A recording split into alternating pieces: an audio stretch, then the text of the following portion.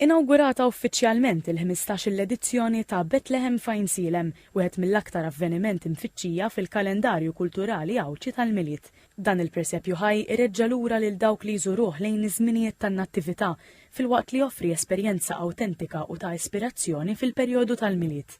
Il-presepju animat mifrux fuq medda ta' 20,000 metru kwadru u b'aktar minn 100 attur se joffri mhux biss esperjenza unika tal-istorja tan-natività iżda wkoll taħlita ta' tradizzjonijiet u snajja lokali flimkien ma' dak kollu li huwa assoċjat mal-presepju tradizzjonali Malti.